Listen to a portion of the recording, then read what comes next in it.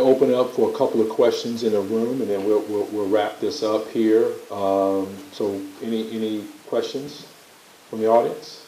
We've got a microphone right back here, so stick your hand up and we'll look around and we'll grab some questions.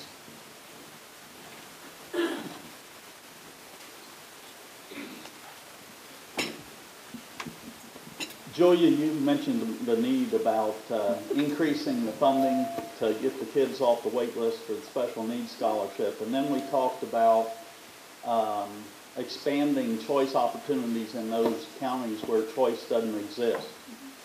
I think one of the biggest priorities we need for this session is we've continued to increase over the last 2 or 3 sessions funding for education. We haven't increased that $4,200 amount for opportunity scholarships. If you want to increase choices and you want to encourage people to build schools in rural areas of North Carolina, you need to increase that amount to about $5,000, and it needs to be a priority with this session. And while it's great we have several in this room today, you talk about faces. There's about 1 million faces in North Carolina represented by choice. So we've got to get those 1 million faces speaking for the need for those people that don't have choice in their counties. All right. I think that's more of a profound statement, and appreciate. Anyone else? I'll come to the other side of the room if we've got any folks over this way. Let's bounce it out. We're on the right side, so let's come on the left side here. I saw a hand over on the side here, Daryl. 1 sec. Make my way through. My son receives the Children with Disabilities grant, and I know that there are so many families that are on the wait list that we talked about. What can be done to help those families who are waiting in limbo? Well, what we'll find out with those families is they're not only waiting in limbo for the grant, but they're waiting in limbo for multiple services. And what we're looking for is for families who would be willing to come forward and advocate with me at the General Assembly for the expansion, because their voices and their stories are what got us this far in North Carolina. The scholarship at $4,000 per semester is much lower than the actual cost of a child with special needs to attend the public school, which we average, I think, around $12,000 a year is basically give or take. And that is on average. But we know that there are kids who have more needs and therefore have more funding sources coming to them and have a higher amount. We really need to start educating our elected officials who are all in the room right now with me on the need to increase it, to fund it fully as they did for the Opportunity Scholarship, so that we are not looking at constantly having a backlog of parents who are waiting. So long-term funding for what is a very successful program in North Carolina. When you hear people talk about scholarship programs, you'll notice that everyone speaks very highly, and we did not get caught up in the legal battle, because at the very start of all of the discussions, they said children with special needs needed and deserved choice.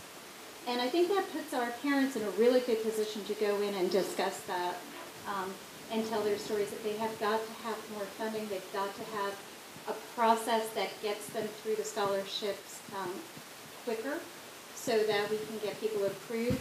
One other thing that would really help is flexibility. We know we have lots of students in public school who would like to attend a private school part-time for special needs, thinking the Hill School in Chapel Hill, if anyone's familiar with that.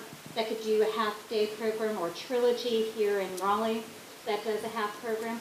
But public schools don't allow for that flexibility, and we need to talk about that too. Well, listen, we want to, I know we got probably a number of questions. Our panelists will be here as we make our way out. Bob, if you don't mind coming up here. We want to say thank you. We really appreciate the opportunity to just kind of highlight and talk about all the good stuff that is happening here in the state. Also begin that discussion and dialogue about how do we move things better. Love the diversity in the room. 21,000 events this week across the nation are happening, celebrating Parental School Choice, National School Choice Week. Over 600 here in North Carolina. We believe this is various compartments. This is kind of 21st century kind of models here that we're talking about, where education is not just discussed here, but more broadly. I think moving forward, this will be the work of our policymakers and some of the community leaders. How do we not only bridge community, but how do we start working with our school systems and things of that nature to make it the best quality education for our child? I can tell you that our parents, way behind parents, those who exercise these options and choices, look at that here. I can tell you for many of them, they really don't care traditional versus non-traditional. I think that's more of an argument here in Raleigh. For them, they just want a school that's going to work for them. So I think we all can agree, we're all on that train. That train is that we want to make sure that regardless of what option they choose, we want to make sure there's the best quality option so that children can be adequately educated. Bob, Lukey, you take us on out, my friends. Thank you, Darren. Okay, thank you. The best option for our children. That's really what we're here for. We may come from different backgrounds, but that's really what we want. And I'm glad to see so many different people here, different organizations, different backgrounds, but we're all working for the same thing. So I thank everyone for coming. I also wanted to say one thank you, Carrie. This is a lot of work. And I also wanted to thank PEF&C for everything they've done. It's been a pleasure working with everyone from them. But Carrie Leggins from our office is really the one that should be thanked. She did a marvelous job of pulling this together. It was a lot of work, and when problems came up, she solved them very effectively, including getting a bigger room. So, Carrie, many thanks to you. But thank you, everyone, for coming. If you'd like to talk a little bit afterwards to any of us on things that were discussed today, we'd be happy to. But thank you for coming. Here we thank our panelists once again, guys. Thank you so very much.